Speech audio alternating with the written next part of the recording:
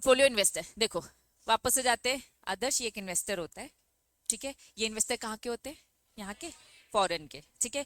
Portfolio मतलब किसी एक जगह पे बस इन्वेस्ट नहीं करते, बहुत सारी सिक्योरिटीज में, ग्रुप ऑफ एसेट्स। एसेट्स क्या होती है? सिक्योरिटीज होती है, ठीक है। चलिए थोड़ा बहुत इंट्रोडक्शन अपन इसमें पढ़ चुके हैं ना। चलो आजे, फॉरेन पोर्टफोलियो इन्वेस्टर, इसे शॉर्टकट में बोला जाता है एफपीआई। इसे शॉर्टकट में बोला जाता है FPI. FPI means a person who has been registered. देखो कोई भी फॉरेन पोर्टफोलियो अगर इन्वेस्टर है, वो ऐसे ही हमारी इंडियन मार्केट में आके पैसा इन्वेस्ट नहीं कर सकता। उसे कुछ टर्म्स एंड कंडीशन सेबी की foreign portfolio investor regulation 2019 fulfil करनी पड़ेगी। मैंने आपको बताया है कि जो कुछ भी हम यहाँ पे पढ़ रहे हैं वो सेबी के रेगुलेशंस पढ़ रहे हैं, तो सेबी के पास जाकर इनको अपने आप को रजिस्टर्ड करवाना पड़ेगा। तो रजिस्ट्रेशन तब होगा जब वो सारी की सारी टर्म्स एंड कंडीशन फुलफिल करेंगे। टर्म्स एंड कंडीशन कहाँ दे रखी होगी? सेबी के फॉरेन पोर्टफोलियो इन्वेस्टर के रेगुलेशन। ये रेगुलेशन कब बना था? 2019। देखो ये तो अपडेटेड वर्जन आपको मिल रहा है, इससे पहले भी 2019 से पहले भी रेगुलेशन थे, तब उसके रेगुलेशन के नाम अलग थे, ईयर अलग था, ठीक है। अब जो अमेंडेड फॉर्म आया है वो आया है हमारा 2019 वाला, ठीक है। दो कैटेगरीज है, कैटेगरी 1, ठीक है, फिर हम पढ़ेंगे कैटेगरी 2। कैटेगरी 1 में जो कुछ भी आता है, उसके अलावा कैटेगरी 1 में जिसको जगह नहीं मिलती है उसे कहाँ मिलती है? कैटेगरी 2 में मिलती है। तो चलिए आ जाए लिस्ट पढ़े। सबसे पहले अगर मैं हेडिंग की बात करूं तो सबसे पहली हेडिंग क्या है? Government and government related investor, ये पहली हेडिंग है। दूसरा क्या है बच्चा? Pension fund and university fund. तीसरा क्या बच्चा? Appropriately regulated entities. देन इतनी तीन, हाँ ये तीन चीजें हमने पढ़ी थी, ठीक है, ये तीन चीजें पढ़ी थी। अब इन तीन चीजें के बाद हम ये सारी चीजें पढ़ेंगे, लेकिन एक बार फटाफट रिकॉल करेंगे। सबसे पहला पॉइंट बोल रहा है कि फॉरेन गवर्नमेंट, ठीक है, या फिर गवर्नमेंट रिलेटेड इन्वेस्टर्स। इन्होंने कहा कि वो गवर्नमेंट जो बाहर की है, वो हमारी इंडियन मार्केट में अगर पैसा लगाना चाहती है तो यस, उसे पहले अपने आप को कैसे रजिस्टर करवाना पड़ेगा? फॉरेन पोर्टफोलियो इन्वेस्टर की तरह, एफपीआई की तरह रजिस्टर करवाना पड़ेगा अंडर सेबी रेगुलेशन। क्लियर है? या फिर government related investors, government related investor के एग्जाम्पल दिए इन्होंने, क्या बताया? सेंट्रल बैंक, जो भी फॉरेन गवर्नमेंट है वहां का बैंक। देन दूसरा क्या लिखा है बच्चा? Sovereign wealth fund. सोवरेन मतलब क्या है? सरकारी, सरकारी खजाना बोलो, सरकारी फंड बोलो, ठीक है। नेक्स्ट क्या लिखा है? इंटरनेशनल या फिर मल्टीनेशनल ऑर्गेनाइजेशन एजेंसी, जिसमें हमारी जो भी एजेंसी इन्वेस्ट कर रही है उसमें उनका कंट्रोल हो। कंट्रोल कितना हो? एटलीस्ट मिनिमम कितना होना चाहिए? 75। अगर मैं इसे शॉर्ट में बोलूं, अगर मैं इसे शॉर्ट में बोलूं तो बच्चा शॉर्ट में ऐसा बोल सकते हैं क्या? गवर्नमेंट या फिर गवर्नमेंट रिलेटेड इन्वेस्टर्स, जिसमें कौन कौन कवर होता है बच्चा? सेंट्रल बैंक आ जाता है, सोवरेन वेल्थ फंड आ जाता है, वो सारी एंटिटीज आ जाती है जिसमें एटलीस्ट मिनिमम कितना? 75% पैसा किसका लगाओ बच्चा? गवर्नमेंट का लगाओ या फिर गवर्नमेंट का कंट्रोल हो। क्लियर है? चलिए सेकंड क्या है बच्चा? Pension fund and university fund. जैसे हमारी इंडिया में पेंशन फंड होता है, फॉर एग्जांपल कोई भी कंपनी, सबको है ना, सब तुम लोग एम्प्लॉइज हो, आप एम्प्लॉइज का एक पेंशन इकट्ठा होता रहता है। जब आपका रिटायरमेंट होगा, जब आप 60 के हो जाओगे, तब आपको रिटायरमेंट के टाइम पे ये पैसा मिलेगा। लेकिन हर महीने की सैलरी से थोड़ा थोड़ा थोड़ा इकट्ठा होता जा रहा है, तो इसका क्या करेंगे? तो स्टॉक मार्केट में लगाते हैं। सेम बच्चा यही सिस्टम बाहर भी फॉलो होता है, तो वहां का पेंशन फंड। यूनिवर्सिटी की बात करेंगे, अब यूनिवर्सिटीज को लेकर क्या होता है समझना। हमारे यहाँ पे अगर आप देखोगे, कुछ यूनिवर्सिटीज के नाम बता सकते हो इंडिया की यूनिवर्सिटीज? दिल्ली यूनिवर्सिटी, जबलपुर की भी बता दो भाई। आरडीवीवी, तो ऐसे यूनिवर्सिटीज है, ठीक है। आरडीवीवी बोलूं तो हाँ ये सेमी गवर्नमेंट है। तो होता क्या है, हमारी इंडिया में प्राइवेट यूनिवर्सिटीज भी है और गवर्नमेंट भी है, दोनों है। लेकिन बाहर की अगर मैं बात करूं तो हाँ, मेजोरिटी कौन सी होती है? गवर्नमेंट की यूनिवर्सिटीज होती है। बात समझ में आ रही है? बाहर अगर मैं फॉरेन कंट्रीज की बात करूं तो वहां पे यूनिवर्सिटीज मेजोरिटी कौन सी होती है? गवर्नमेंट की। तो ये बोल रहे हैं पेंशन फंड हो गया, ऐसे यूनिवर्सिटीज में जितने भी बच्चे एडमिशन ले रहे तो उनका भी तो फंड इकट्ठा हो रहा है, तो ये उस यूनिवर्सिटी फंड की बात करें। क्लियर है? Next, appropriately regulated entities. Appropriately regulated entities word इसलिए दे रखा है, उन्होंने कहा कि वो सारी एंटिटीज जो किसी ना किसी रेगुलेटर से रेगुलेट हो रही है। जैसे हमारी इंडिया में सिक्योरिटी मार्केट किससे रेगुलेट हो रहा है? सेबी से। बैंकिंग किससे रेगुलेट हो रहा है? आरबीआई से। इंश्योरेंस कंपनी किससे रेगुलेट हो रही है बच्चा? आईआरडीएआई जो इनकी अथॉरिटी है। सेम बच्चा, इंश्योरेंस कंपनी बाहर जो है उनकी अथॉरिटी, इन्होंने कहा भैया हम थोड़ा ना एक एक का नाम बता पाएंगे, हर कंट्री का अलग अलग नाम। तो उन्होंने कहा जो भी रेगुलेटर है, जो भी अप्रोप्रिएट रेगुलेटर है इंश्योरेंस कंपनी को लेकर, बैंक्स को लेकर, एसेट मैनेजमेंट कंपनी को लेकर, पोर्टफोलियो मैनेजर्स को लेकर, इनको लेकर जितने रेगुलेटर्स है, उनका अगर यहाँ पर इन्वेस्टमेंट होता है तो उन्हें भी हमें हमारे यहाँ से भी के पास एज अ एफपीआई क्या करवाना पड़ेगा? रजिस्टर्ड करवाना पड़ेगा। ये तीन चीजें पढ़ चुके थे। चले अब एकदम फ्रेश टॉपिक पढ़ेंगे, ठीक है।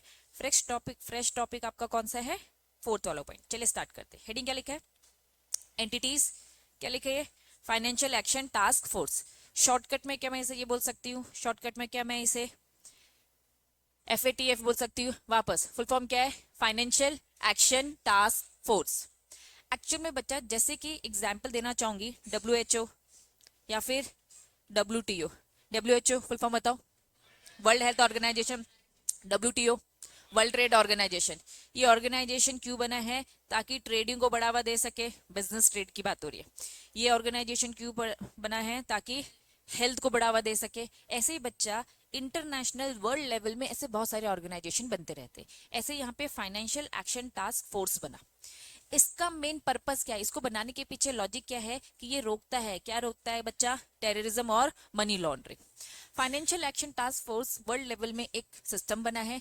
इस सिस्टम में बोला कि जितनी भी मेंबर कंट्रीज होंगी, इन मेंबर कंट्रीज को साफ साफ बोल दिया गया है कि भाई हमारा मेन पर्पस है कि हम टेररिज्म को रोकना चाहते हैं। हम किसे रोकना चाहते हैं, टेररिज्म तो समझते हो बच्चा, जो आतंकवाद को बहुत ज्यादा बढ़ावा दे रहा है। फॉर एग्जाम्पल चलो पाकिस्तान का लेते हैं बच्चा, ठीक है। पाकिस्तान क्या करता है, आतंकवाद को बहुत ज्यादा बढ़ावा देता है। तो जो ये फाइनेंशियल एक्शन टास्क फोर्स है, ये लिस्ट निकालता रहता है, ये लिस्ट निकालता रहता है भैया कौन कौन सी जो कंट्रीज है जो बहुत ज्यादा आतंकवादी को बढ़ावा दे रहा है। मनी लॉन्ड्रिंग क्या होता है बच्चा, ब्लैक मनी को व्हाइट में कन्वर्ट करना, काले धन को हम क्या करें, व्हाइट में कन्वर्ट करें, तो मनी लॉन्ड्रिंग।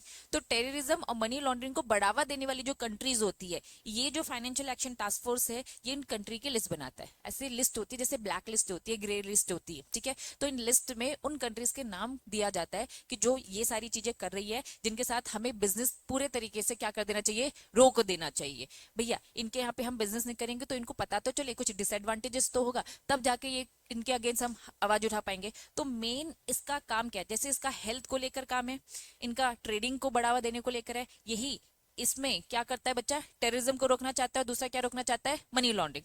तो अगर इंडिया इसका पार्ट है तो इंडिया सपोर्ट करता है कि हाँ ये सारी चीजें खत्म हो जानी चाहिए। जो इसका मेंबर नहीं है, जो कंट्री इसका मेंबर नहीं है, तो मतलब वो एक तरीके से क्या कर रहा है बच्चा, इसको बढ़ावा देना चाहता है, ठीक है। तो ये ही बस सारी कहानियां हैं। तो जितनी भी एंटिटीज इस फाइनेंशियल एक्शन टास्क फोर्स को बिलोंग करती है, मतलब वो अच्छी होंगी, वो इसके अगेंस्ट ही होंगी। तो साफ साफ बोल दिया है सेबी के रेगुलेशन ने, वो सारे लोग जो इसकी मेंबर कंट्री से बिलोंग करते हैं, ठीक है। फॉर एग्जांपल अमेरिका इससे बिलोंग करता है, तो अमेरिका की जो एंटिटीज है वो इंडिया के मार्केट में पैसा लगा सकते। हम ऐसे किसी बुरी कंट्री के लोगों को आने नहीं देंगे जो क्या कर रहे हैं, मनी लॉन्ड्रिंग, मतलब अपने ब्लैक पैसे को वो यहाँ पे व्हाइट करने आ रहे हो। तो हम इसे रोकना चाहते हैं ना बच्चा, यहाँ से पैसा कमा के वो किसको पैसा देंगे, टेररिज्म को सपोर्ट करेंगे। तो हम ऐसे लोगों को रोकना चाहते हैं। तो क्या फाइनेंशियल एक्शन टास्क फोर्स समझ में आया, हाँ हाँ। WTO, ये WTO करता है ना। ये मैंने एक क्वालिटी बताया, ऐसे बहुत सारी क्वालिटी सब ऑर्गेनाइजेशन की होती है, ठीक है।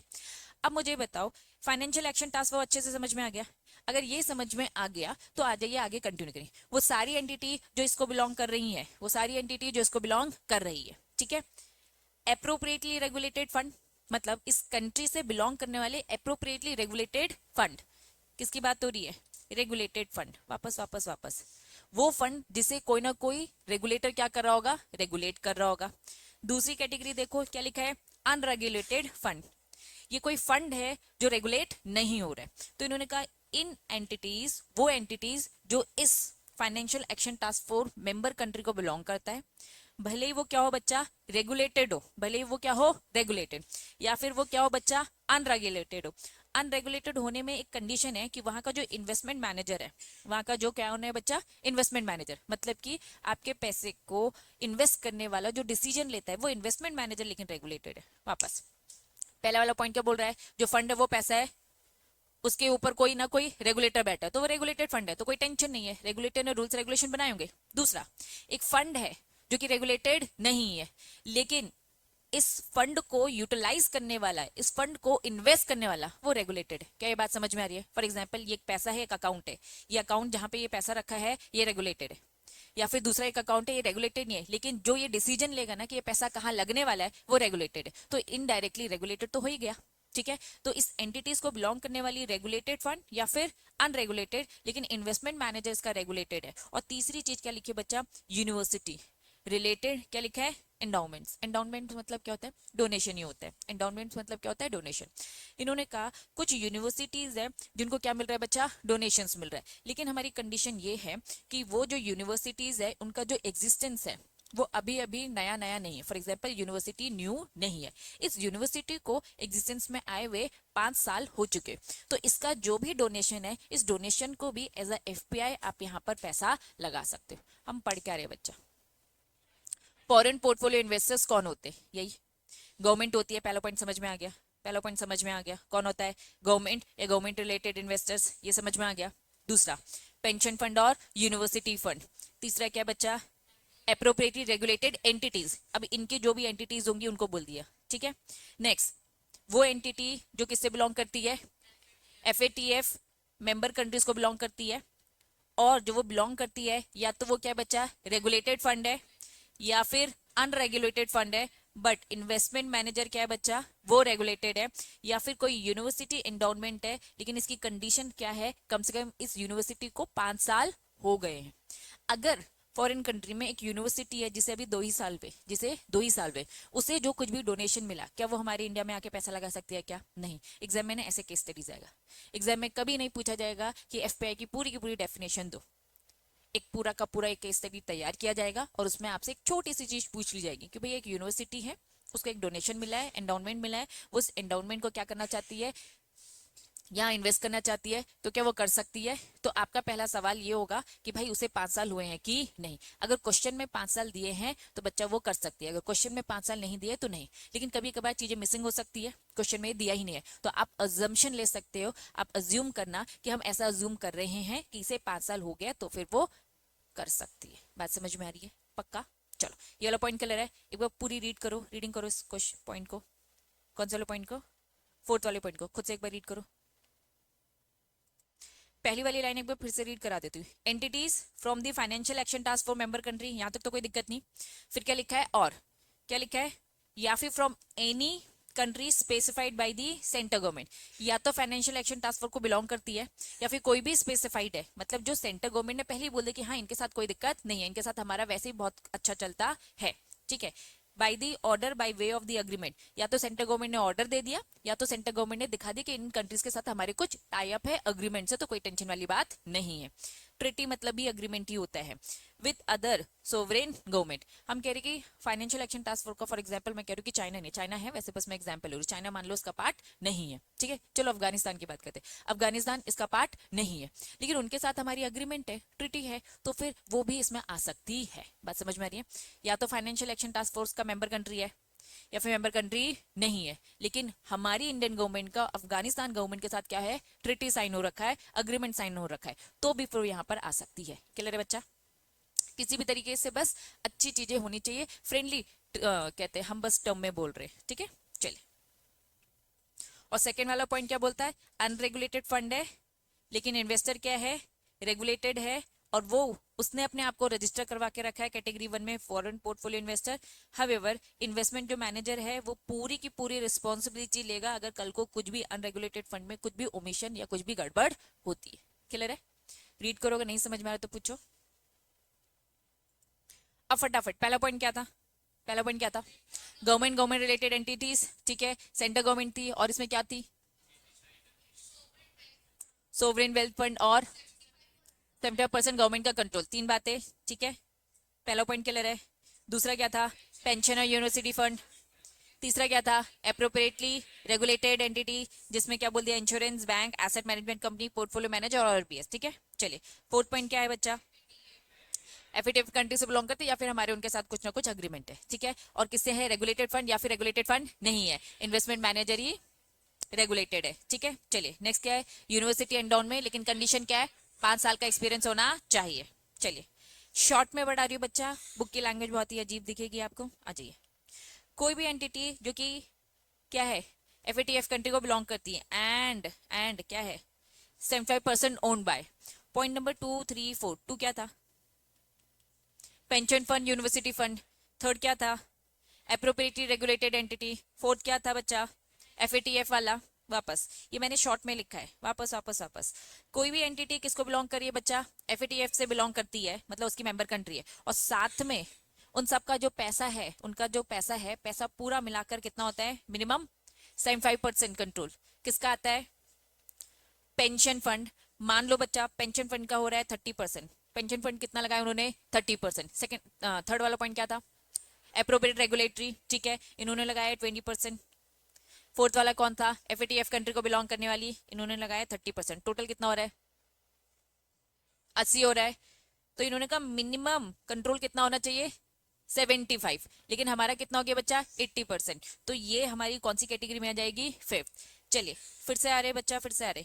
इसमें 10% किया, इसमें 20% किया और उसमें 15% किया। बताओ कितना हुआ? कितना हो गया? 75 हो रहा है क्या? नहीं, कम हो रहा है, तो इस कैटेगरी में नहीं आएगी। इन्होंने कहा अगर आपको या फिर पैसा लगाना है तो आप क्या कर सकते हो? इन तीनों को जोड़ो, इन तीनों को जोड़कर सिंगल भी करना है तो सिंगल आप खुद ही आ जाओगे, पेंशन फंड सिंगल आ जाएगा। या फिर अगर आपको सबको मिलाकर आना है, अगर आप एफएटीएफ में बिलोंग करते हो तो मिनिमम 75% सबका टोटल अगर होता है तो यस, आपकी कैटेगरी कौन सी बनती है? कैटेगरी 1 में 5th नंबर पॉइंट में आप कवर हो गए। आप सब अपने आप को एफपीआई की तरह रजिस्टर्ड कर सकते हो। ये वो सारी कंडीशन ही हैं जो उन्होंने दे रखी है। क्या ये बात समझ में आ गई? ये तो थी कैटेगरी 1। नहीं आई? सिंगल पेंशन आ सकते हो, आ सकते हो। सिंगल अप्रोप्रिएटली आ सकते हो, आ सकते हो। लेकिन सबके साथ मिक्स कर कर आना है तो मिनिमम कितना ओन होना चाहिए आपका खुद का? 75% आपका होना चाहिए।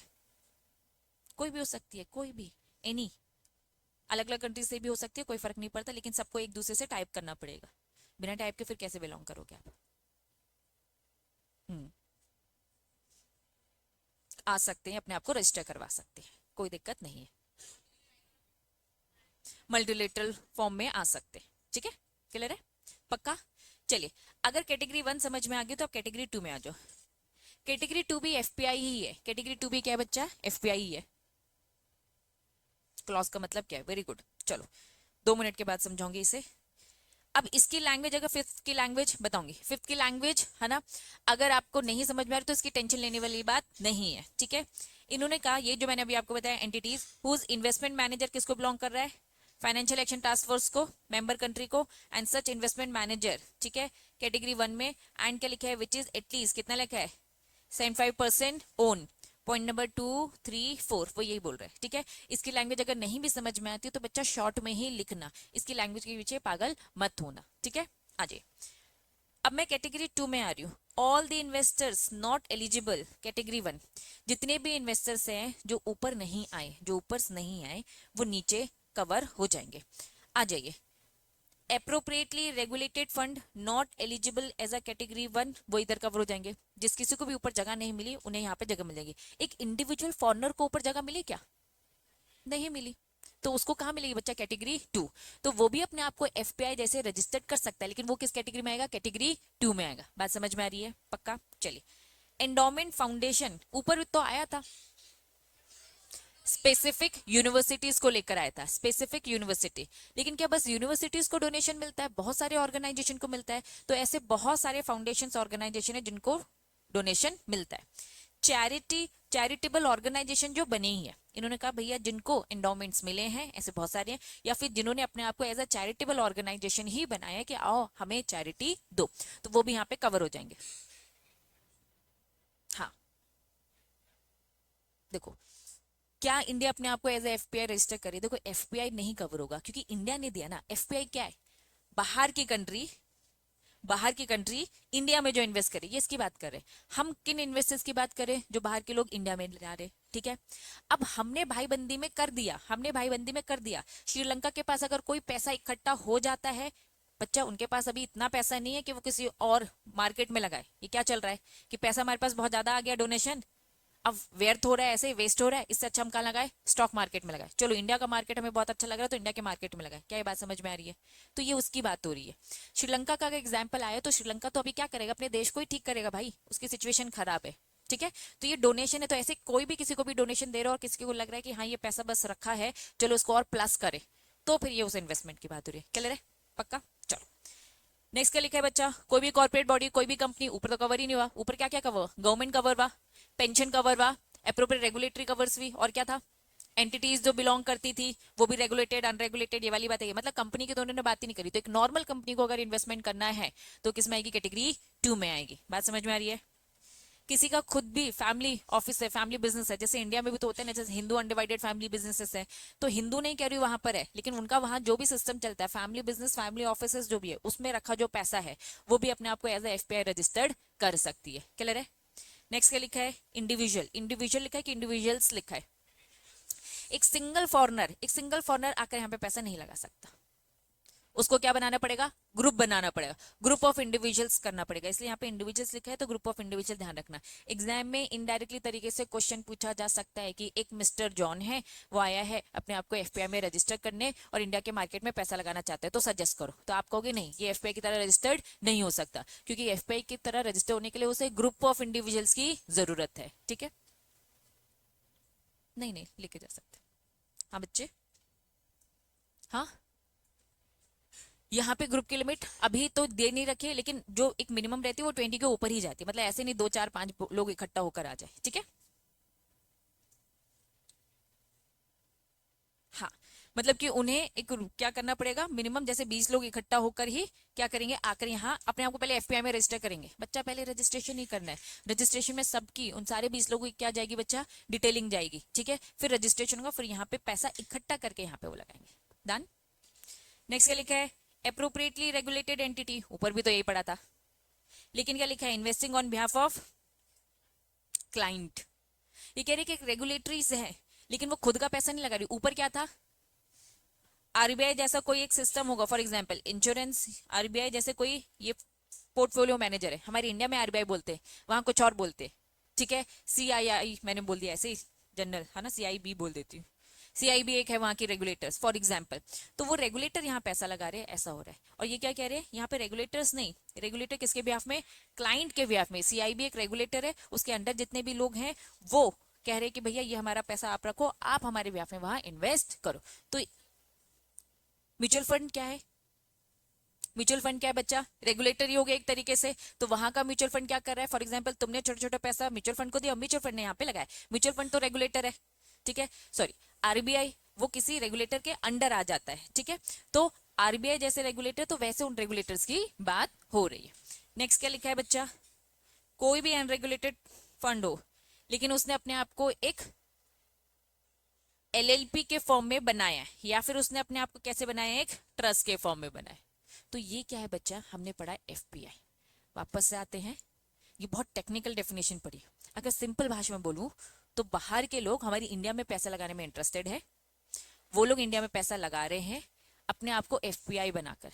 क्या सिंगल बंदा पैसा इंडिया में लगा सकता है? नहीं, एज ए एफपीआई नहीं कर सकता, उसे कम से कम ग्रुप ऑफ इंडिविजुअल्स बनना पड़ेगा। तो फॉरेन पोर्टफोलियो इन्वेस्टर मतलब किसी एक जगह पे पैसा नहीं लगाना, किसी एक शेयर्स को नहीं खरीदना। हम ग्रुप ऑफ शेयर्स खरीदते, ग्रुप ऑफ सिक्योरिटीज में पैसा लगाते, लेकिन हाँ हमें कुछ रेगुलेशन सेबी के फॉलो करने पड़ते। ये रेगुलेशन का पार्ट ही है। या तो आप कैटेगरी 1 में आओ, पहले कैटेगराइज कराओ, फिर कैटेगराइज कराने के पास और भी कंडीशंस होती है जो आपके सिलेबस में नहीं है। सिलेबस में बस डेफिनेशन दे रखी है, बाकी कंडीशंस नहीं प्रोवाइड करेगी, लेकिन हाँ डिटेल में कंडीशंस भी होती है। क्लियर है? और बची थी एक्सप्लेनेशन है, ये छूट गया बस।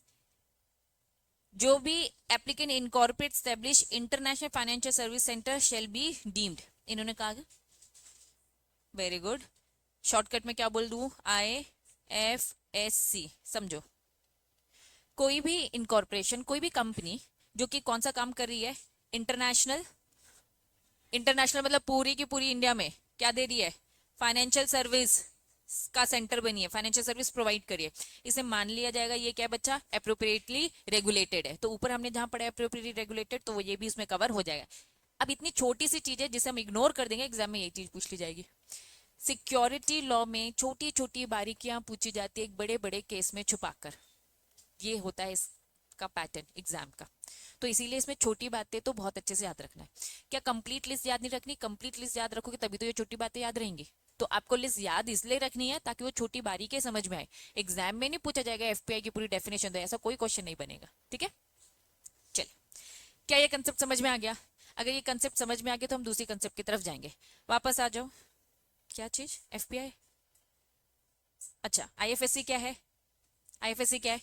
इंटरनेशनली फाइनेंशियल सर्विस प्रोवाइड करने वाला एक सेंटर है, एक कंपनी है। एक कंपनी है जो बोली हम पूरे ऑल ओवर वर्ल्ड में फाइनेंशियल सर्विस प्रोवाइड करते हैं। ठीक है? इन्होंने बोला कि इसे भी हम क्या मानेंगे?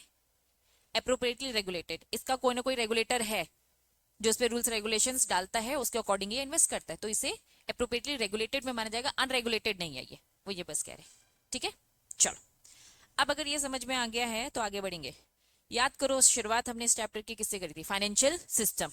फाइनेंशियल सिस्टम में सबसे पहला क्या होता है, फाइनेंशियल मार्केट होता है, फिर फाइनेंशियल फाइनेंशियल इंस्टीट्यूशन, फिर फाइनेंशियल प्रोडक्ट बोलो, इंस्ट्रूमेंट बोलो, वट मार्केट अच्छे से समझ में आ गया, कैपिटल मार्केट, मनी मार्केट। अभी हम क्या पढ़ रहे हैं, फाइनेंशियल इंस्टीट्यूशंस या फिर फाइनेंशियल पार्टिसिपेंट इसको बोल सकते हैं। तो सबसे पहला हमने क्या पढ़ा, क्यूआईबी। सबसे पहला क्या पढ़ा, क्यूआईबी। क्या इस इन्वेस्टर को समझ पाए क्यूआईबी को, थोड़ी टेक्निकल डेफिनेशन। दूसरा हमने क्या पढ़ा, फॉरेन पोर्टफोलियो इन्वेस्टर। अब अगर मैं क्यूआईबी की डेफिनेशन में हूं तो क्यूआईबी की सेकंड वाली डेफिनेशन क्या लिखा था, फॉरेन पोर्टफोलियो इन्वेस्टर, लेकिन अदर देन इंडिविजुअल, इंडिविजुअल नहीं, कॉर्पोरेट बॉडी नहीं, फैमिली ऑफिसेस नहीं। क्या ये सारे टर्म्स पढ़े, सेकंड वाला, वेरी गुड। यहाँ ये कह रहा है क्वालिफाइड इंस्टीट्यूशनल बायर, एग्जाम में पूछा जाएगा कि क्वालिफाइड इंस्टीट्यूशनल बायर क्या एफपीआई इंडिविजुअल होता है, क्या नहीं होता है। क्या एफपीआई बॉडी कॉर्पोरेट होता है, नहीं। फैमिली ऑफिसेस होता है, नहीं। बात समझ में, ये इनडायरेक्टली क्वेश्चन पूछा है। क्वालिफाइड इंस्टीट्यूशनल बायर कैटेगरी 1 वाले पूरे होते हैं और कैटेगरी 2 वाले, इन तीनों को बस छोड़कर बाकी सब होते हैं। क्या समझ में आ रहा है, तो ये क्वालिफाइड इंस्टीट्यूशनल बायर बड़े प्लेयर्स होते हैं, इन्होंने कहा इंडिविजुअल बड़े प्लेयर नहीं है, कंपनी भी नहीं है, फैमिली ऑफिस भी नहीं है। हम बड़े प्लेयर्स दूसरों को मान रहे हैं, जो वो गवर्नमेंट वो जो सारी बाकी सारी चीजें थी। इनडायरेक्टली क्वेश्चन आएगा, समझ में आ गया क्या, पक्का। चलिए अब एक दूसरे कंसेप्ट की तरफ जाएंगे। क्वालिफाइड इंस्टीट्यूशनल बायर पहला समझ लिया, फॉरेन पोर्टफोलियो इन्वेस्टर समझ लिया। तीसरा ये भी एक थोड़ा सा हैवी है, क्या लिखा है, ऑल्टरनेटिव इन्वेस्टमेंट फंड। पुराना नाम था इसका वेंचर कैपिटल फंड। थोड़ा बहुत वेंचर कैपिटल फंड तो हम समझते हैं, क्या होता है बताओ।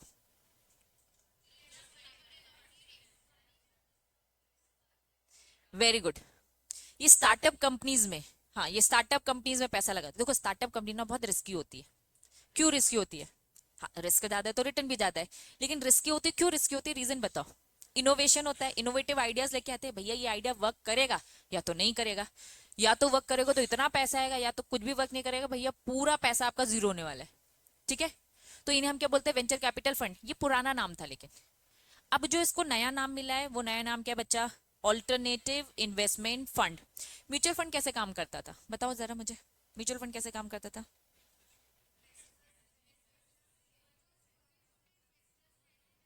वेरी गुड,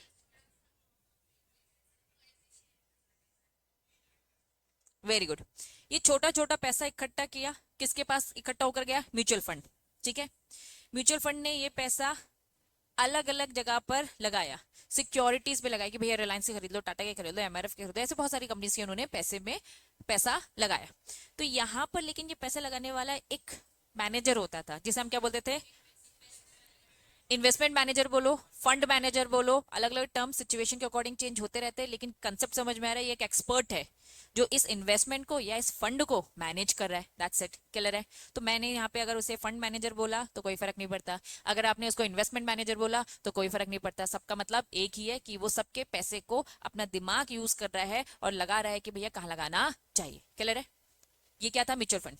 अब मैं आपको क्या समझाने वाली हूँ, alternate investment fund. Venture fund इसका पुराना नाम था, ठीक है। चलो, वेंचर कैपिटल फंड।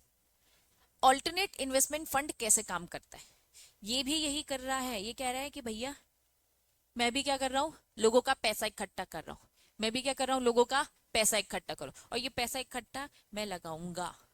तो है क्या, आओ थोड़ा सा शॉर्ट में समझे। ऑल्टरनेटिव इन्वेस्टमेंट फंड एआईएफ, इसका फॉर्मली पुराना नाम क्या था बच्चा, वेंचर कैपिटल फंड। ये जो एआईएफ है, ये या तो अपने आप को अलग अलग कंसेप्ट, एक इंडियन ट्रस्ट एक्ट होता है, एक होता है इंडियन ट्रस्ट एक्ट, ठीक है। मे बी शायद आपके इस सिलेबस में मिलेगा अभी, है ना, था थोड़ा बहुत तो था, है ना। तो एक इंडियन ट्रस्ट एक्ट होता है, या तो आप क्या करोगे, समझो समझो सानिध्य यहाँ पे समझो, कोई फर्क नहीं पड़ता उससे, ठीक है। या तो आपने इस एआईएफ को एक रूप दिया, आपने अपने आप को एज अ ट्रस्ट बनाया, अगर ट्रस्ट बनाया तो इंडियन ट्रस्ट एक्ट फॉलो करो। या तो आपने इस एआईएफ का क्या बनाया, कंपनी बनाया, कंपनी बनाया तो भैया कंपनीज एक्ट फॉलो करो। बॉडी कॉर्पोरेट में बच्चा सब कवर हो जाता है, ये ब्रॉडर डेफिनेशन होती है जिसमें कंपनी में अपनी सब आता है। या तो आपने इसको क्या बनाया अपने आप को एज अ एलएलपी। एलएलपी क्या होता है बच्चा? Limited liability partnership firm. इन्होंने अनलिमिटेड वाली नॉर्मल पार्टनरशिप की बात नहीं करी, लिमिटेड लाइबिलिटी वाली पार्टनरशिप। तो आप इस एआईएफ को क्या रूप देना चाहते हो? फॉर एग्जांपल छोड़े ऐसा, आपको एक धंधा करना है, एक बिजनेस करना है। अब आपकी मर्जी है ना, सिंगल बिजनेस करना है तो सोल करो, पार्टनर्स के साथ मिलकर करना है तो पार्टनरशिप फर्म। भैया बहुत सारे लोगों की जरूरत है और पैसे की जरूरत है, भैया कंपनी बना लो, मर्जी है ना आपकी। तो एआईएफ में भी उन्होंने ऑप्शन दिया है कि आपको सब लोगों से पैसा इकट्ठा करना है, तो आप अपने आप को या तो क्या बनाओ, ट्रस्ट, या तो कंपनी, या तो बॉडी कॉर्पोरेट, या फिर एलएलपी। तो एआईएफ चाहे तो कोई भी रूप ले सकता है, अब आपकी मर्जी, जिसको एआईएफ चलाना है उसमें से जो बनाएगा उससे रिलेटेड कानून को फॉलो करेगा, दैट्स इट। हमने कहा हमें कंपनी बनाना है, कंपनी बनाए तो कंपनीज एक्ट फॉलो करेंगे। कंपनीज एक्ट बोलता है भैया कंपनी बनाओ, आरओसी में अपना नाम दर्ज करवाओ, रजिस्टर्ड करवाओ, कोई दिक्कत तो नहीं, ठीक है। अब ये एआईएफ करेगा क्या? मैंने आपको क्या बताया, सबका छोटा छोटा पैसा सबका इकट्ठा होगा। जो म्यूचुअल फंड होता है वो कहता है मैं सबका छोटा छोटा पैसा इकट्ठा करूंगा, ये म्यूचुअल फंड नहीं है, ये एआईएफ है। ये ज्यादा बड़े रिस्क लेने वाला है। अभी स्टार्टिंग में मैंने आपको बताया ना कि जब इसका पुराना नाम था वेंचर कैपिटल फंड, तो वेंचर से आपको मालूम है कि बड़े रिस्क लेता है। तो क्या ये छोटा पैसा इकट्ठा करेगा? नहीं, ये बड़े पैसे को इकट्ठा करता है। Privately privately pooled investment vehicle collect the fund from India के हर इन्वेस्टर, जरूरी नहीं है इंडिया, वो चाहे तो बाहर भी जा सकता है। मतलब ये एआईएफ पहले अपने आप को जो रूप देना चाहता है रूप दे दे, फिर सबके पैसे को इकट्ठा करे। सबका ये 100-500 रुपए नहीं होगा, ये म्यूचुअल फंड छोटे पैसे को इकट्ठा करता है, ये थोड़ा जनता के लिए है। ये भैया बड़े रिस्क लेने के लिए है, तो बड़ा रिस्क के लिए हमें मोटा पैसा चाहिए, बड़ा पैसा चाहिए।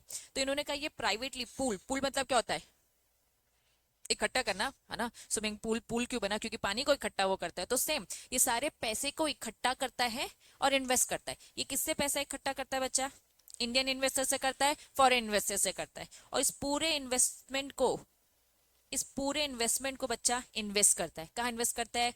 Pre defined investment policy. Pre defined मतलब क्या होता है? पहले से बताया हुआ। प्री डिफाइंड मतलब पहले से बताया हुआ। तो प्री डिफाइंड इन्वेस्टमेंट पॉलिसी जो इसने पहले से बताया कि भैया मेरा प्रोजेक्ट है, तुम सबका पैसा मैं इकट्ठा करूंगी और इस प्रोजेक्ट में पैसा लगाऊंगी। वो पैसा क्या है? एक बड़ा स्टार्टअप। एक बड़ा स्टार्टअप है, आप सबका पैसा इकट्ठा किया, मैंने स्टार्टअप पे लगा दिया, कुछ भी हो सकता है, ठीक है। एंड इसमें ये कवर नहीं होते।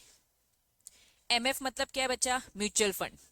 ये एआईएफ है, एआईएफ में कौन कौन नहीं आता? इन्होंने कहा भैया म्यूचुअल फंड रेगुलेशंस नहीं आते, म्यूचुअल फंड का सिस्टम एकदम अलग है, एआईएफ का सिस्टम एकदम अलग है। CIS regulation, collective investment scheme.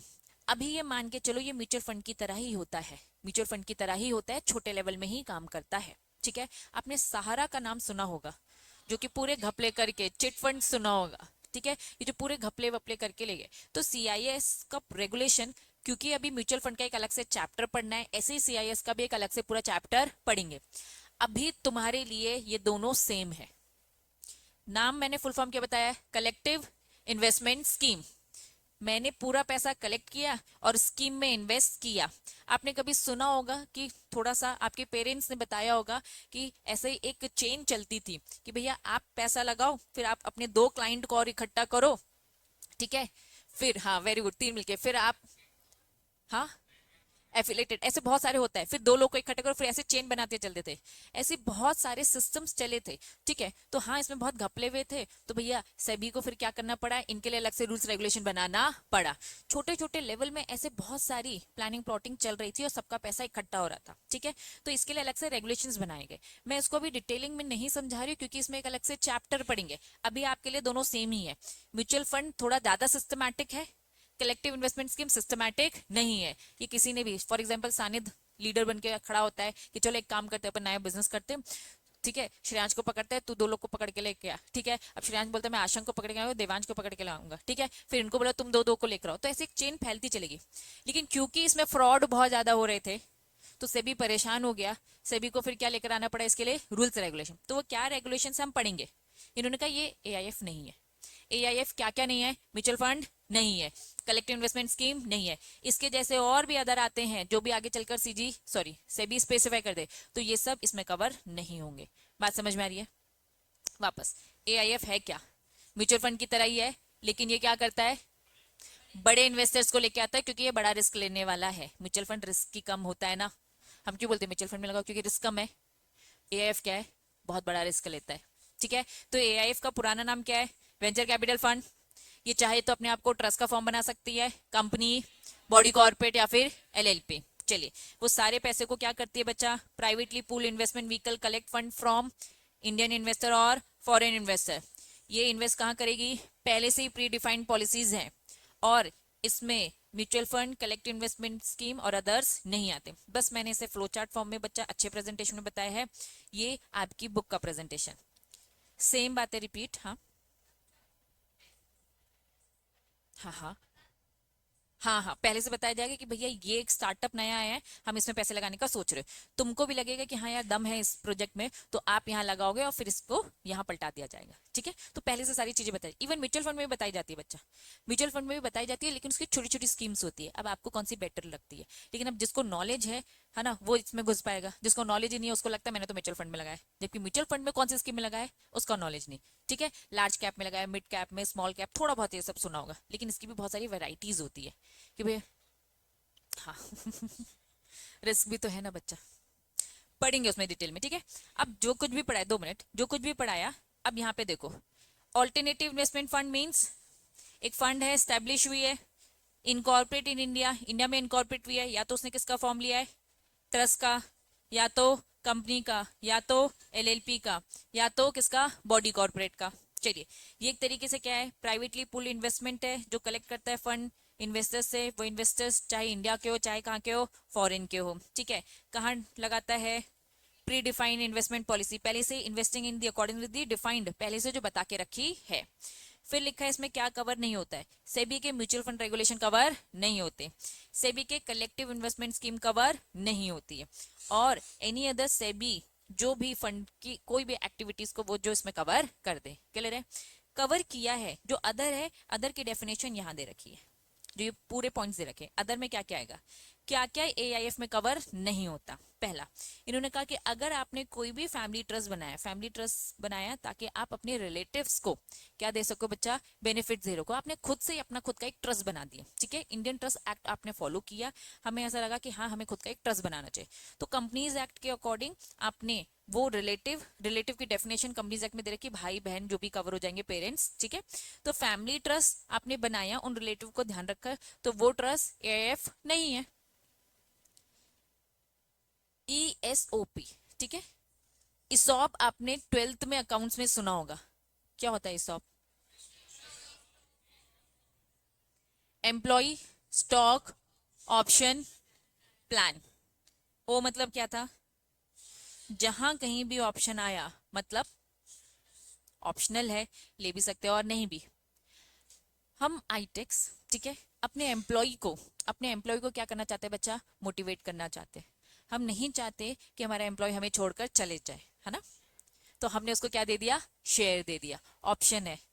मैंने रक्षिता ओमकार भैया को शेयर दिया, ऑप्शन है, वो चाहे तो ले भी सकते और नहीं भी ले सकते। हाँ, लेकिन इसकी शर्तें होती हैं। मैंने इस ऑप्शन में क्या दिया, इक्विटी शेयर्स दिए, मतलब मैं उनको क्या दे रही हूँ, मालिकाना हक देने वाली हूँ, ओनरशिप देने वाली हूँ।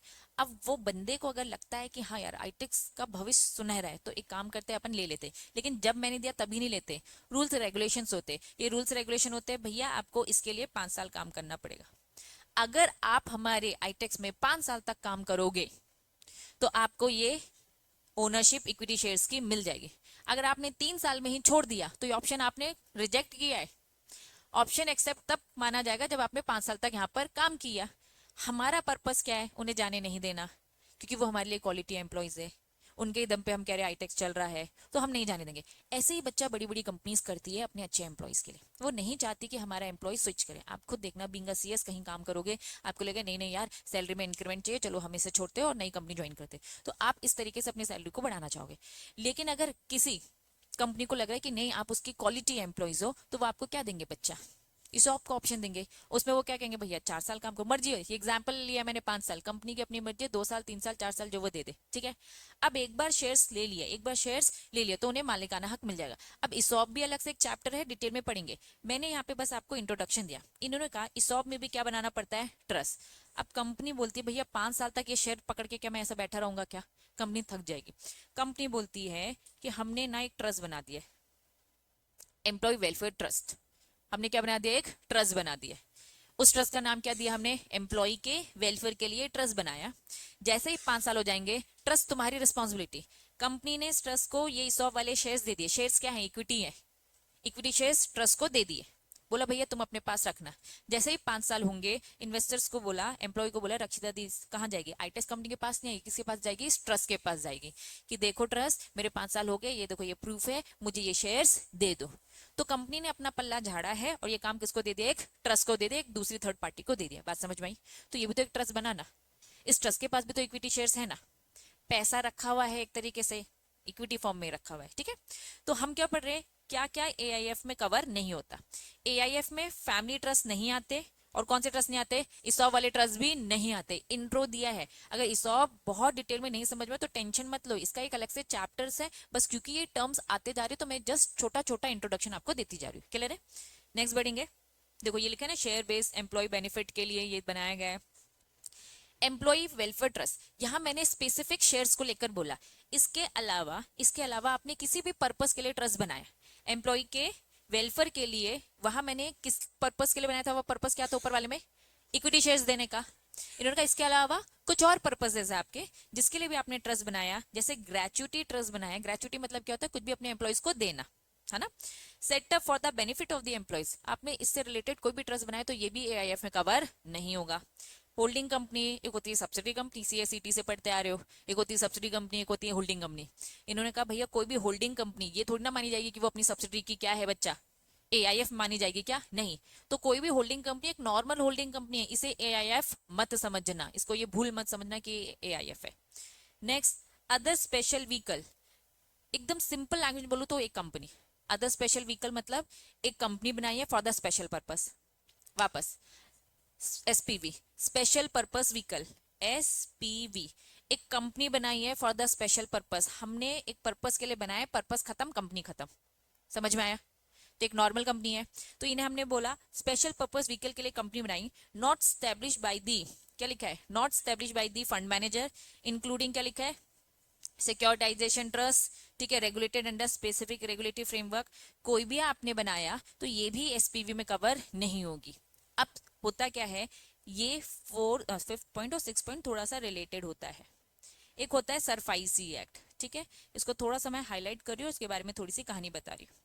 प्रोफेशनल में एक सरफाइसी एक्ट, जैसे कंपनी एक्ट है, जैसे सेबी एक्ट है, जैसे सेक्रा एक्ट है, ऐसे एक सरफाइसी एक्ट है, कानून है। प्रोफेशनल में बहुत डिटेल में पढ़ोगे, लेकिन इस एक्ट का काम क्या, मैं काम समझा रही हूँ। आईटेक्स ने बैंक से जाके लोन लिया, और मैंने लोन ही इस पर्पज से लिया था कि मैं भाग जाऊंगी, लोन चुकाने का मेरा कोई पर्पज नहीं है। ठीक है, तो सरफाइसी एक्ट ऐसे बैंकों को बचाने के लिए आया है। बैंकों से ऐसा हो रहा है कि कंपनी को ना लोन चाहिए, हम एक नॉर्मल इंसान को लोन चाहिए, तो उनके दिमाग में लॉयर और CS CA ये सब दिमाग दे देते, काम करो कंपनी बना दो, बैंक आसानी से लोन दे देगा।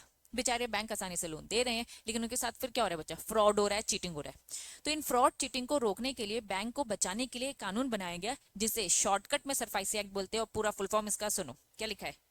Securitization, reconstruction of the financial asset, enforcement of the security interest।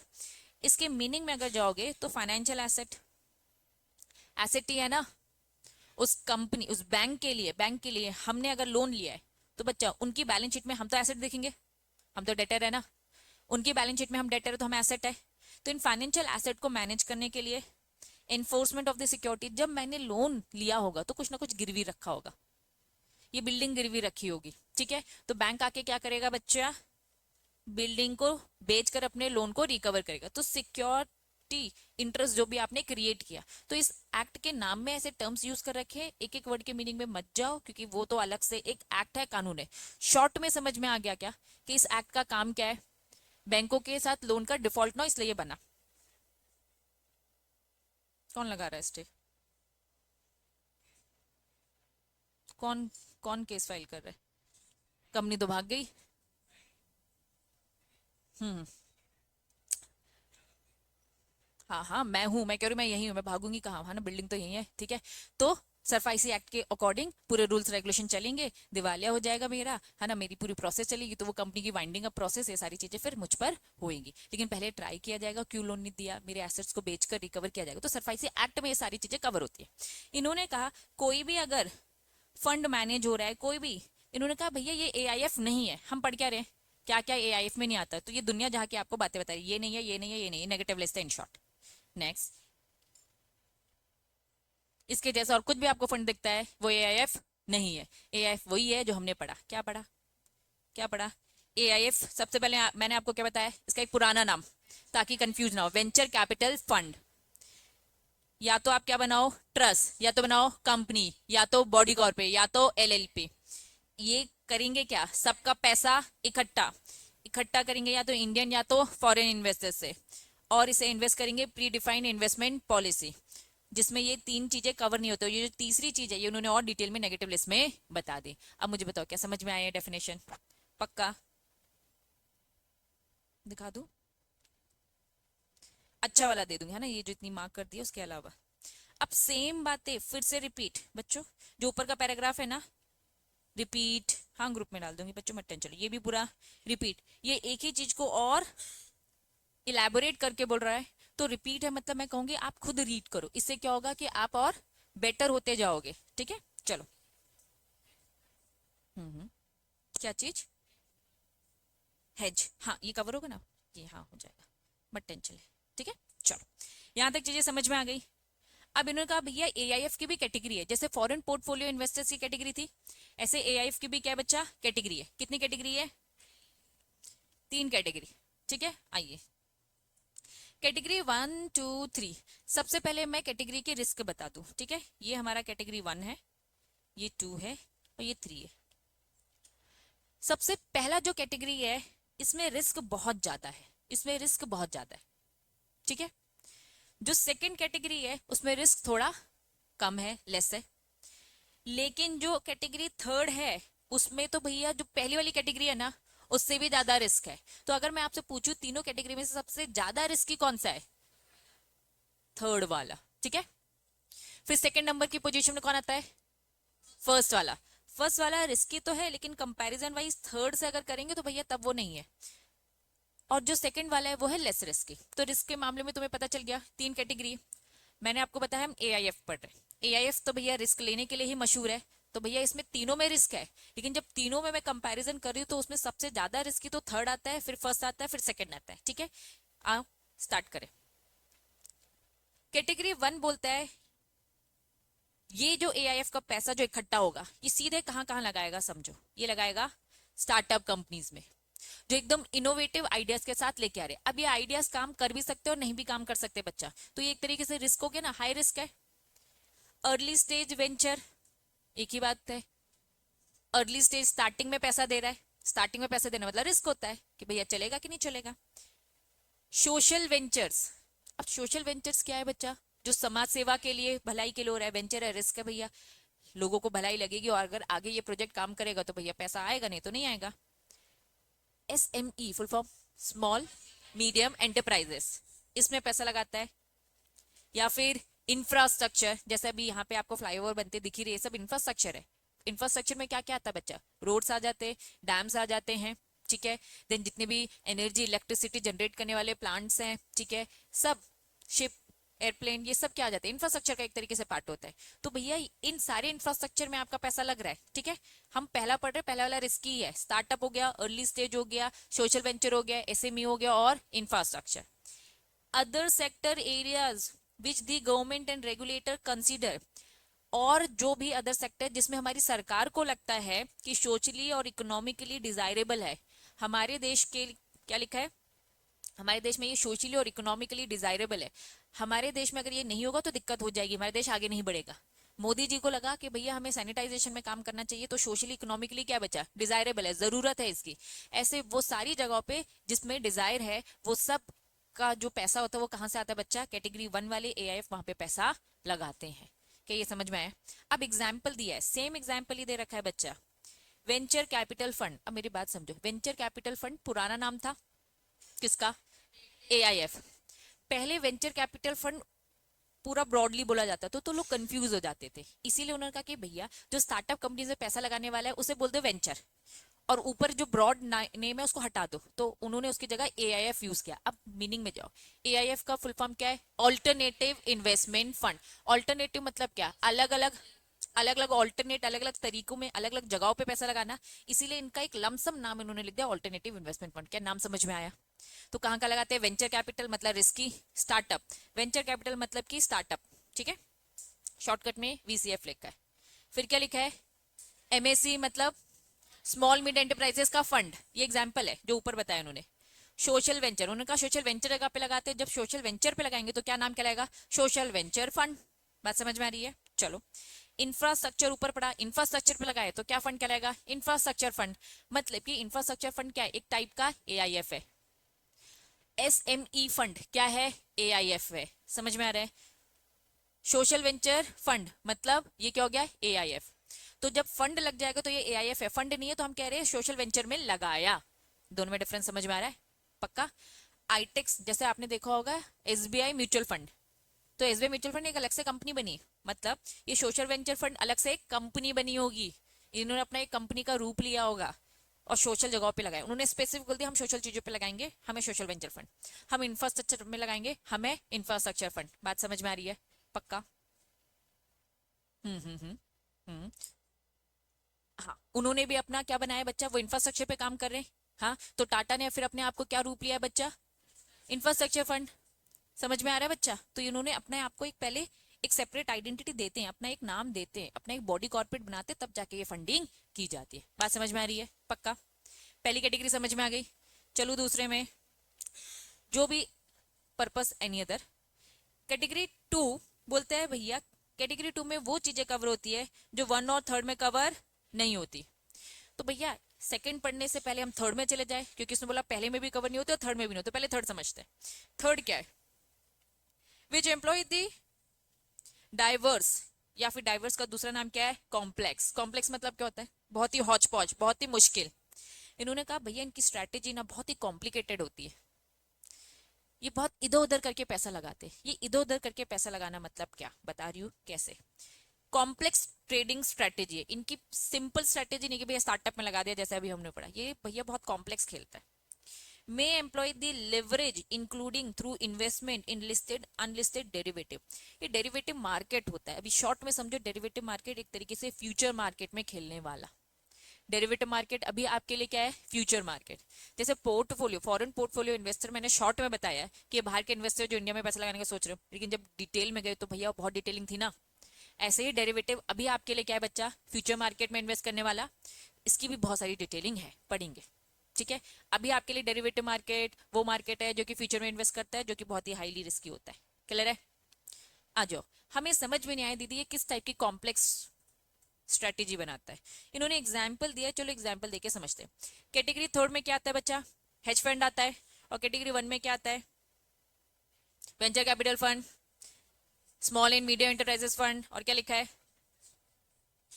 अच्छा ये ऐसे क्यों शॉर्टकट के चक्कर में सोशल वेंचर होगा, वीक आ गए हैं वो, ठीक है। इंफ्रास्ट्रक्चर फंड एक्सेट्रा एग्जाम्पल है। हेजिंग फंड, ठीक है। चलो हेजिंग फंड को समझते हैं। हेजिंग मतलब क्या होता है बच्चा? हेज करना, सुना है कभी? क्या होता है हेज करना? हम्म।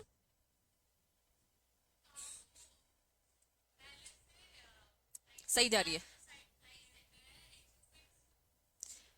रिस्क कवर करना। हेज मतलब क्या होता है? हेज करना मतलब अपने रिस्क को कवर करना।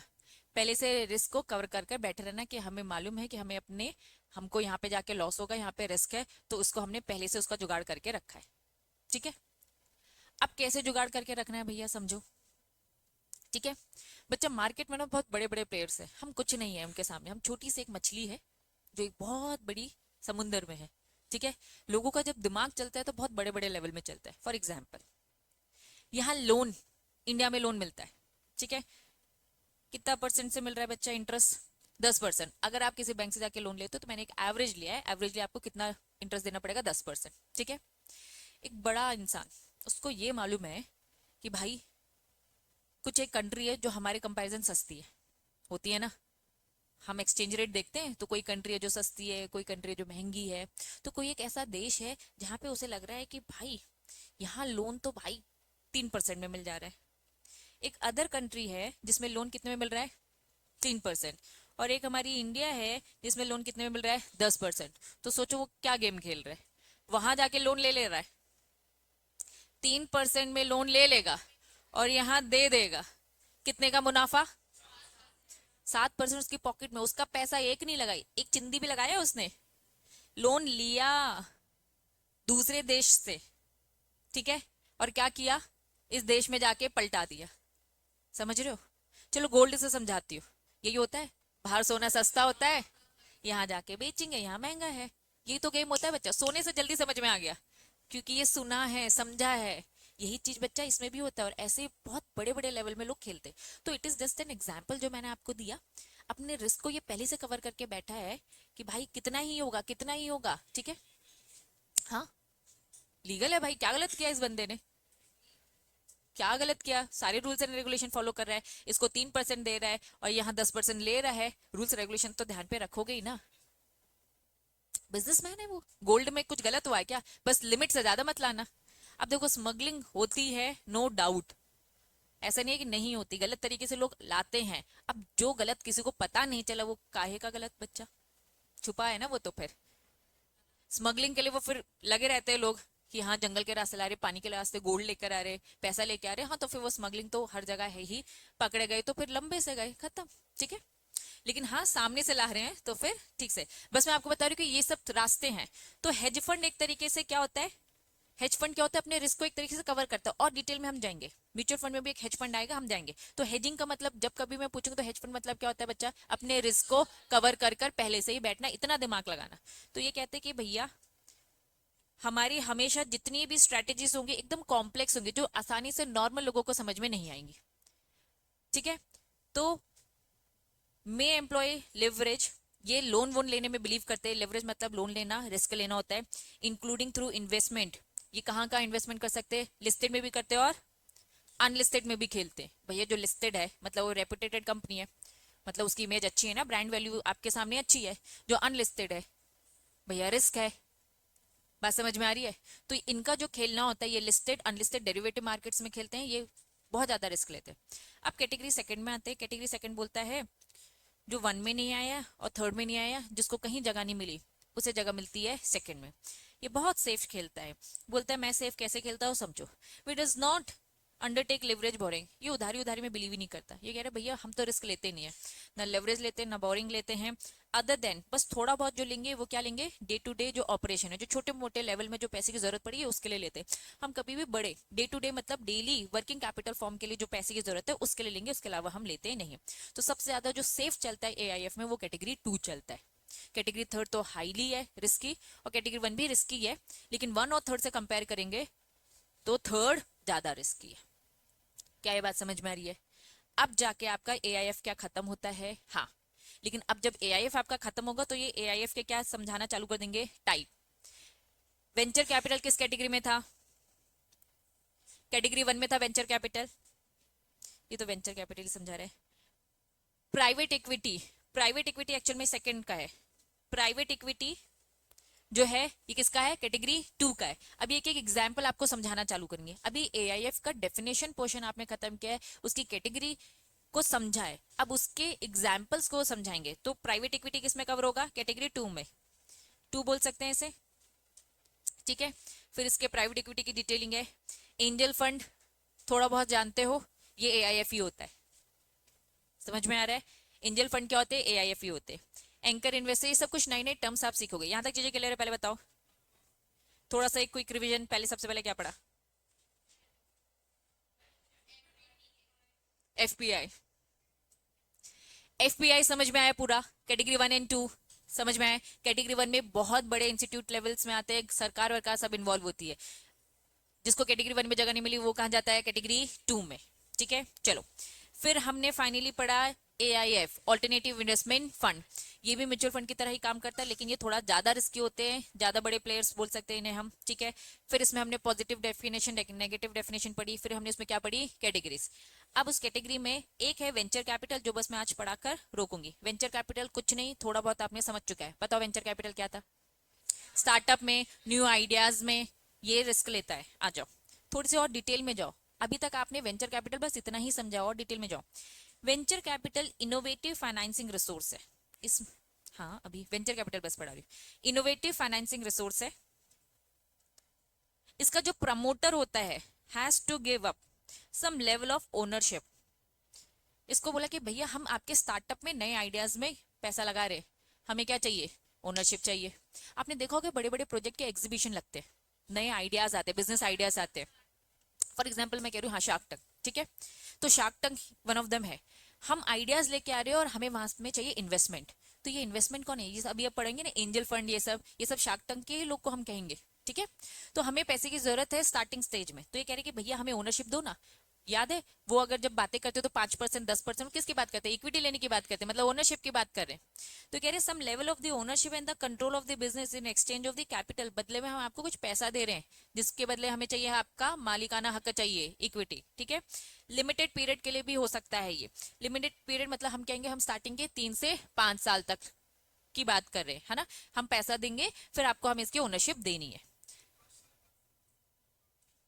मर्जी है। अब मर्जी क्या, मैंने तो इक्विटी ले ली, मैं कह रही हूँ 3 से 5 साल तक मैं आपको इक्विटी देती रहूंगी, उस परसेंटेज मेरी बढ़ती रहना। स्टार्टिंग में मैंने भैया लगाया 10%, आपको और पैसे की जरूरत पड़ती है तो मैं और 5% दूंगी, तो मेरी ओनरशिप 15% हो जाएगी। तो ऐसे 3 से 5 साल में ही सबको समझ में आ जाएगा कि ये बिजनेस में कितना दम है। क्या ये बात समझ में आ रही है? फिर पैसा वापस निकालना है तो वो बेच के निकाल भी लेंगे। मर्जी है, आगे लग रहा है सुनहरा भविष्य, तो भाई आगे और कंटिन्यू करेंगे, ठीक है? तो ये लिमिटेड पीरियड के लिए, क्योंकि उस पर वो ऑब्जर्वेशन चल रहे होते हैं, तो 3 से 5 साल।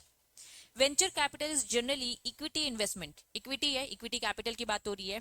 बाय दी कौन लगा रहा है बच्चा? Venture capital fund. ये वेंचर कैपिटल फंड कुछ नहीं, कंपनी है जो पैसा लगा रही है, ठीक है? एट दी क्या लिखा है, कब लगाती है? अर्ली स्टेज में लगाती है। प्राइवेटली हेल्ड कंपनीज किस में लगाती है बच्चा? प्राइवेट कंपनीज में। क्योंकि भैया अगर लिस्टेड कंपनी में लगाना है तो लिस्टेड कंपनी में Bombay stock exchange, national stock exchange में जाके खरीदो। क्या वहां पे ये हो रहा है? शार्क टैंक पे ये सब होता है क्या? नहीं, ये कोई प्राइवेट कंपनीज बनी है, उनको वो अपना हाथ दे रही है, क्योंकि उनके इनोवेटिव आइडियाज में उन्हें लग रहा है दम है, ठीक है? हैव पोटेंशियल टू प्रोवाइड, उन्हें मालूम है कि उन्हें क्या मिलने वाला है बच्चा? High rate of return. तो वो पोटेंशियल उन्हें दिख रहा है, इसलिए वो आगे बढ़ते हैं on their investment. It is a source for this supporting innovation, knowledge based idea. Venture capital fund किस किस को करता है बच्चा? इनोवेशन को सपोर्ट कर रहा है एक तरीके से, नॉलेज बेस्ड आइडियाज को कर रहा है, टेक्नोलॉजी को कर रहा है, ह्यूमन कैपिटल, इंसेंटिव एंटरप्राइजेस, ठीक है? Intensive, human capital intensive enterprises. आपने देखा होगा कि जो ये ईवी का जो कंसेप्ट है वो भी शार्क टैंक में ही आया था, ठीक है? तो एक्चुअली में बच्चा अगर आप देखोगे और थोड़ी सी रिसर्च रखोगे, जितनी भी कंपनीज वहां पे बिकती हैं, उनका जो प्रोजेक्ट होता है वो थोड़ा सा हाई लेवल जाता है। जैसे लेंसकार्ट, ये सब अगर आप देखोगे, उनके भी ओनर सब बैठे रहते हैं वहां पर, ठीक है? तो बिजनेस को नेक्स्ट लेवल लेकर जाते हैं। तो यस, बहुत सपोर्ट मिलता है। तो वो एक तरीके से वेंचर कैपिटल फंड का ही रोल कर रहे हैं। दिखने में आपको एक बंदा दिख रहा है जो पैसे दे रहा है, एक बंदा नहीं, उसकी कंपनी है, वो कंपनी पैसा लगाती है, ठीक है? उनका वो वेंचर कैपिटल फंड का ही इन्वेस्टमेंट आता है, जो वो इनोवेटिव नॉलेज बेस्ड आइडियाज को प्रमोट करते हैं। नई नई टेक्नोलॉजीज भी आती है वहां पे, अगर आपने देखा होगा। इन्होंने मतलब जो भी ह्यूमन कैपिटल है, जो ह्यूमन रिसोर्स है, इनका क्या बोल रहा है? इंटेंसिव, जो भी एंटरप्राइज, मतलब कि एक सपोर्ट कर रहे हैं आपके नॉलेज को, आपके रिसोर्स को यूज करना चाह रहे हैं, वो इन सेंस में कहना चाह रहे हैं, ठीक है? वेंचर कैपिटल जो फंड है आपका, इसका मतलब बताया है, ये रिपीट बताया है कि ये क्या बच्चा? एक AIF है, जो कि क्या करता है? प्राइमली किसमें जाता है? Private company. मतलब क्या अनलिस्टेड बोल सकती हूँ? सारी प्राइवेट कंपनी क्या है? लिस्टेड। जितनी कंपनी लिस्टेड है वो पब्लिक कंपनी है, ठीक है? चलिए, अनलिस्टेड सिक्योरिटी किसमें? सेम रिपीट बातें, स्टार्टअप में या फिर इमर्जिंग या फिर अर्ली स्टेज में।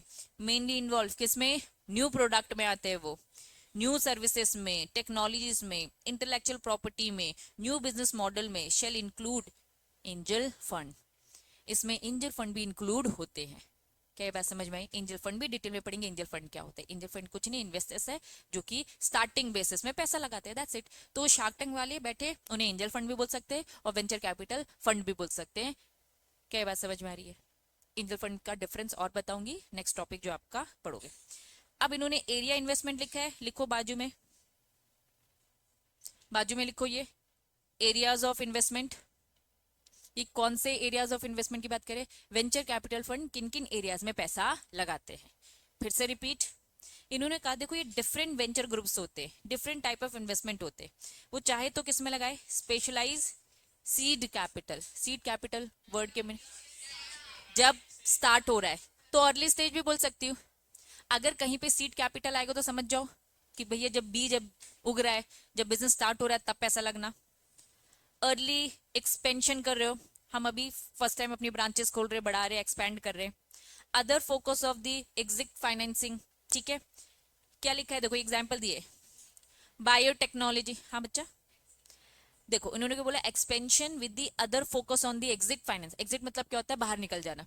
हम कह रहे भैया हम नहीं करे, तुम संभालो, हमसे नहीं हो रहा, तो हमने पैसा दिया और हम निकल गए। फॉर एग्जाम्पल जैसे कि व्हाट्सएप की अगर मैं कहानी बताऊं तो बच्चा व्हाट्सएप किसका है? फेसबुक का स्टार्टिंग से था क्या? खरीदा, एक मोटा पैसा दिया, व्हाट्सएप का मालिक निकला, पकड़ा के चला गया। तो एग्जिट फाइनेंसिंग एक तरीके से क्या होती है? पैसा लेके निकल जाना, बिजनेस किसी और को हैंड ओवर कर देना, ठीक है। तो ये बोल रहा है अर्ली एक्सपेंशन, ठीक है, while others focus. For example अगर मुझे एक्सपेंशन करना है, मुझे लग रहा है कि मुझसे नहीं हो रहा है, तो दूसरे लोग फोकस करते कि भैया हमें कोई पैसे दे, हम निकल जाए। और ये लोग क्या करते हैं? उन्हें पैसा देके और बूस्ट करते कि और आगे बढ़ो, अगर पैसे की अगर शॉर्टेज है तो, ठीक है। फिर उन्होंने और एरियाज के एग्जाम्पल बताए हैं कि बायोटेक्नोलॉजी में पैसा लगाना, या फिर मेडिकल सर्विसेज, आप खुद ही देख रहे हो बच्चा, कैंसर को खत्म करना है, देन हार्ट अटैक, बहुत सारी बीमारियां होती हैं, ठीक है। इसमें कहीं ना कहीं बहुत सारी रिसर्च चलती रहती है, इनमें पैसा लगाया जा रहा है। कौन लगा रहा है बच्चा? ये AIF ही है, ये वेंचर कैपिटल्स ही है जो इनको पैसा देके इनकी रिसर्च में उनको हेल्प करे। क्योंकि अगर ये रिसर्च कामयाब हो गई तो फिर बच्चा मार्केट में आएगा ना, गवर्नमेंट ही खरीद लेती है फिर तो। अगर कोई रिसर्च साइंटिस्ट की अगर हो जाती है तो भैया गवर्नमेंट ही। अभी कोविड में भी तो यही सब हो रहा था, सब साइंटिस्ट लग गए थे भैया, हाँ हमें कोविड का तोड़ निकालना है, ठीक है। देन जो भी कम्युनिकेशंस है, इलेक्ट्रॉनिक है, ये एरियाज है, सॉफ्टवेयर कंपनीज है, ये सब एरियाज के एग्जाम्पल है जिसमें वेंचर कैपिटल पैसा लगाना चाहेगा क्योंकि समथिंग इनोवेटिव आइडियाज है, ठीक। फिर नीचे उन्होंने बताया venture capital firms both early में भी आती है और लेटर स्टेज में भी आती है, मेंटेन करती है balance between the risk and the profitability. Obviously बच्चा जब हाई रिस्क लेंगी तो थोड़ा बहुत है ना प्रॉफिटेबल की तरफ भी जाएगी, वो करती है।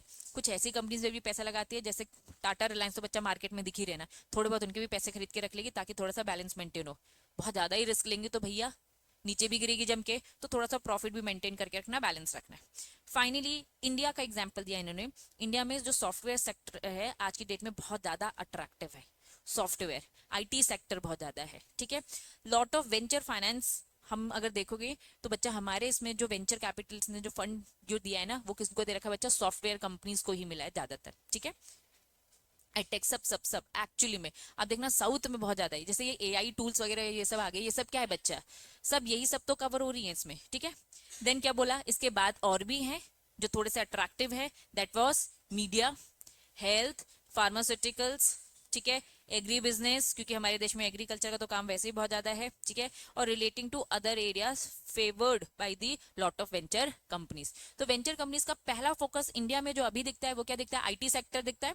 इसके अलावा ये और 2-4 एग्जाम्पल उन्होंने बताए। तो यहाँ पे आपका वेंचर कैपिटल पूरे से होता है ओवर। क्या कंसेप्ट समझ में आया बच्चों? हम इन्वेस्टर्स को पूरा टेक्निकल डिटेल में जाकर हम पढ़ रहे हैं, यहाँ तक चीजें क्लियर है? तो यहाँ पे आपकी सभा होती है ओवर।